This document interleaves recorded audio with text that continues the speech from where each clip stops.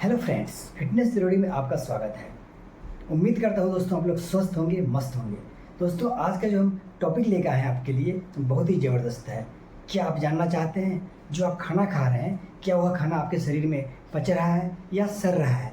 यदि आप इस इम्पोर्टेंट टॉपिक को देखना चाहते हैं इस वीडियो को लास्ट तक जरूर देखिएगा। आपको समझ में आएगा कि आपका खाना आपके बॉडी में पच रहा है या सड़ रहा है। तो लेट्स स्टार्ट। सबसे पहले आपको समझना होगा कि खाना आपकी बॉडी में पचता कैसे है एंड आपकी बॉडी में खाना सच में पच रहा है या सड़ रहा है। खाने का डाइजेशन हमारे मुंह में ही स्टार्ट हो जाता है। हमारे मुंह में प्रोड्यूस होने वाला सलाइवा खाने में प्रेजेंट स्टार्च को ब्रेक करता है। तो अगर आप स्टार्च बेस्ड डाइट जैसे कि फ्रूट से आलू खा रहे हो तो उसका एक मेजर पोर्शन आपके मुंह में ही डाइजेस्ट हो जाता है। जब आप अच्छे से खाने को चबा कर निगलते हो तो खाना आपके इसोफेगस से होकर आपके पेट में जाता है। एक बार खाना आपके पेट में पहुँच गया तो आपका पेट 3 एंजाइम्स रिलीज करता है: हाइड्रोक्लोरिक अम्ल, म्यूकस और पेप्सिन। पेप्सिन आपके खाने में मौजूद प्रोटीन को डाइजेस्ट करने का काम करता है, लेकिन पेप्सिन को काम करने के लिए एक एसिडिक मीडियम की ज़रूरत होती है और ये एसिडिक मीडियम HCl प्रोवाइड करती है। अब क्योंकि HCl बहुत ही स्ट्रॉन्ग एसिड होता है जो आपके पेट को काट सकता है, इसलिए आपके पेट में म्यूकस रिलीज होता है जो आपके पेट के इनर वॉल्स को चारों तरफ से घेर लेता है और उसे प्रोटेक्ट करता है। अगर आपके पेट में म्यूकस कम हो जाए या HCl की मात्रा बढ़ जाए तो इनर वॉल्स को नुकसान होने लगता है। हमारे पेट में छाले पड़ जाते हैं जिन्हें अल्सर भी कहा जाता है।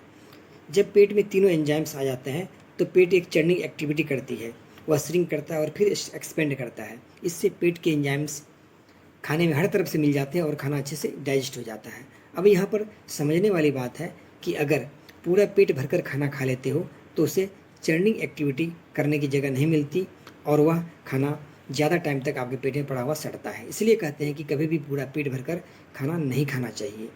पेट हमेशा थोड़ा खाली रखना चाहिए ताकि वो खाना मूव कर सके।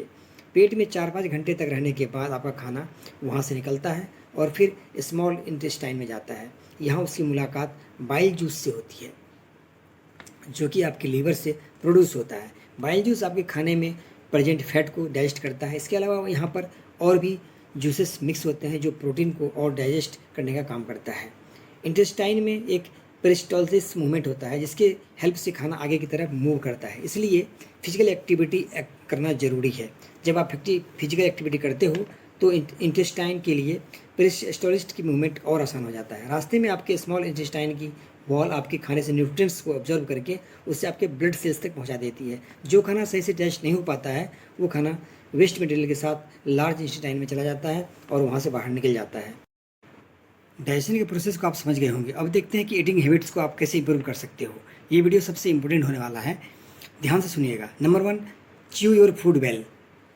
हमने देखा कि आपके खाने का डाइजेशन मुंह से ही स्टार्ट हो जाता है। अगर आप खाने को अच्छे से चबाओगे नहीं तो आपके खाने में प्रेजेंट स्टार्च का डाइजेशन ठीक से नहीं हो पाएगा। इसके अलावा हमने देखा कि आपका पेट एक चर्निंग एक्टिविटी करता है जिससे पेट के सारे एंजाइम्स फूड में अच्छे से मिक्स हो जाता है। इमेजिन करो कि आपने खाने को अच्छे से नहीं चबाया और आपके पेट में कुछ सॉलिड फूड पार्टिकल्स चले गए। ऐसे में वो एंजाइम्स आपके खाने में अच्छे से मिक्स नहीं हो पाएंगे और सॉलिड फूड अच्छे से डाइजेस्ट नहीं होगा। इसके साथ ही वो आपके स्मॉल इंटेस्टाइन में भी अच्छे से ऑब्जर्व नहीं होगा, यानी आपको उस खाने में मौजूद न्यूट्रिएंट्स मिलना चाहिए था वो आपको मिलेगा नहीं, यानी कि आपको खाने या ना खाने से कोई फ़ायदा नहीं हुआ। इसलिए अपने खाने का हमेशा अच्छे से चबा कर खाइए।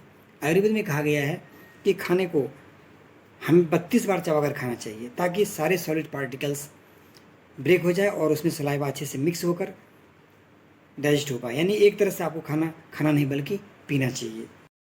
नंबर 2, डोंट ओवर ईट। हमें लगता है कि ज़्यादा खाने से हमारे अंदर ज़्यादा एनर्जी रहेगी और हम ज़्यादा हेल्दी रह पाएंगे, लेकिन ऐसा नहीं है। मॉडर्न साइंस भी मानती है कि खाना सिर्फ 80% कैपेसिटी तक ही खाना चाहिए। हमने देखा कि आपके पेट में एक चर्निंग एक्टिविटी होती है जिससे आपके पेट में मौजूद एंजाइम्स आपके खाने में मिक्स हो जाते हैं। इमेजिन कीजिएगा आपका पेट पूरी तरह से खाने से भरा हुआ है और उसमें स्पेस बिल्कुल भी नहीं है।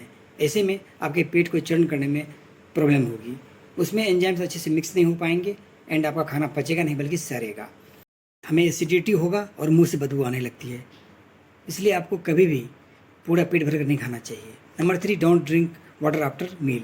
अगर आपने बचपन में रसना पिया है तो आपको पता होगा कि उसमें एक लिमिट तक पानी डालते हैं। अगर आप उसमें ज़्यादा पानी डालोगे तो उसका टेस्ट फीका हो जाएगा। पानी हर चीज़ को डाइल्यूट कर देता है और उसे कम इफेक्टिव बना देता है। दूध में पानी मिलाने से वो पतला हो जाता है और एसिड में पानी मिलाने से वह कम इफेक्टिव हो जाता है। जैसे कि हमने देखा कि हमारे पेट में काफ़ी सारा एंजाइम्स रिलीज होता है, तो जब हम खाने के ठीक बाद पानी पी लेते हैं तो हमारे ये सारे एंजाइम्स डाइल्यूट हो जाता है, उनका असर कम हो जाता है, इसलिए हमारा खाना सही से डाइजेस्ट नहीं हो पाता है। आयुर्वेद में कहा गया है कि खाने के बाद हमारे पेट में जठर अग्नि जलता है, जिससे खाना पचता है। अगर आप पानी पी लोगे तो वो अग्नि बुझ जाएगी, फिर खाना पचेगा नहीं बल्कि सड़ेगा। इसलिए खाने के कम से कम आधे घंटे तक पानी ना पिएं। Number 4, do some form of physical activity. हमारे पुराने समय के लोग फिजिकल एक्टिविटी करते थे, जिससे वो हमेशा हेल्दी रहते थे। फिजिकल एक्टिविटी करने के कारण उनका ब्लड सर्कुलेशन ठीक रहता था और वो ज़्यादा हेल्दी रहते थे और डाइजेशन भी उनका ठीक रहते थे।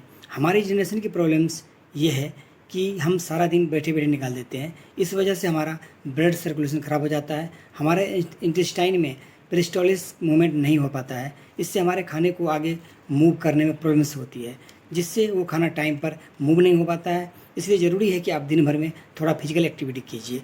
कोशिश कीजिए लिफ्ट की जगह स्टेयर्स का यूज़ कीजिए, मार्केट पैदल जाइए या साइकिल से जाइए, या फिर अपनी गाड़ी को थोड़ी दूर पार्क कीजिए ताकि आप पैदल चल सकें। अगर आप अपने फ़ोन में टाइम पास कर रहे हो तो टहलते हुए कीजिए, फ्रेंड्स, बेड पर लेटकर नहीं। नंबर 5, ईट फाइबर्स फूड। जब आप एक एप्पल खाते हो तो कुछ टाइम के बाद एप्पल का सारा जूस निकल जाता है और आपके मुंह में सिर्फ फाइबर बच जाता है। ये फाइबर डाइजेशन प्रोसेस को इम्प्रूव करने का काम करता है। हरी सब्जियां और फ्रूट्स में बहुत सारे फाइबर होते हैं। जब आप फाइबर्स फूड खाते हो तो फूड आपके पेट में एक साथ अच्छे से मूव कर पाता है और आपका डाइजेशन भी सही हो पाता है। अगर आप एप्पल छील के खा रहे हो या सिर्फ उस फ्रूट्स का जूस पी रहे हो तो इससे आपका पेट पूरी तरह से साफ नहीं होगा। इसलिए आप अपनी डाइट के साथ हमेशा कुछ ना कुछ फाइबर्स आइटम्स ज़रूर रखें। खाना खाने का एक सिंपल सा रूल है, याद रखिए, आपको 100 साल पीछे जाना है। जो चीज़ 1900 से पहले खाते थे आप उसे खाइए, जैसे कि दाल, सब्जी, रोटी, ओट्स, मीट, फ्रूट्स etc।